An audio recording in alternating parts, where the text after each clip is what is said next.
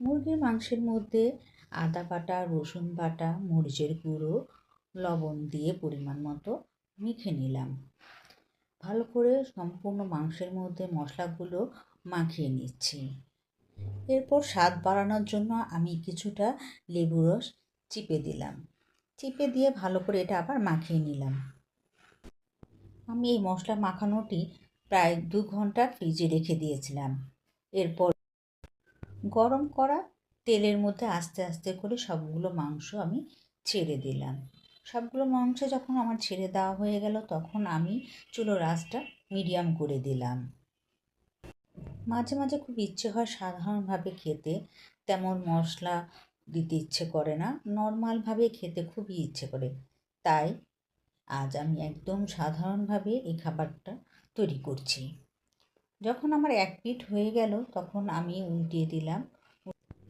আস্তে আস্তে করে যখন অন্য পিঠ হয়ে গেল তখন আমি চামচটি দিয়ে আস্তে আস্তে করে সবগুলো মাংস উঠিয়ে নিলাম এবং তেলটা ভালো করে ঝরিয়ে নিলাম।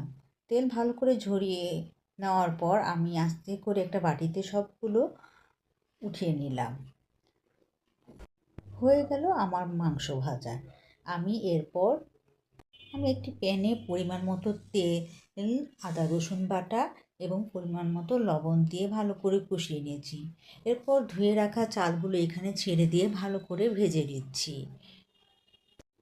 যেহেতু সাধারণভাবে রান্না করব তাই আমি এখানে আর কোনো মশলা অ্যাড করব না।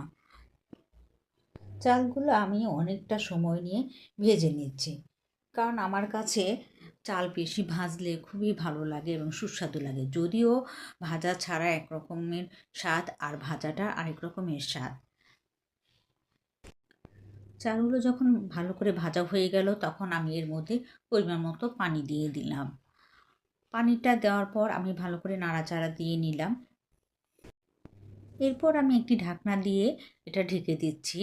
কিছুক্ষণ পর আমি ঢাকনাটা উঠিয়ে নিব। আমার পানিগুলো মোটামুটি শুকিয়ে গেছে। এরপর একটি খুন্তি দিয়ে আস্তে করে উপরের চালগুলো নিচে এবং নিচের চালগুলো উপরে দিয়ে নিব।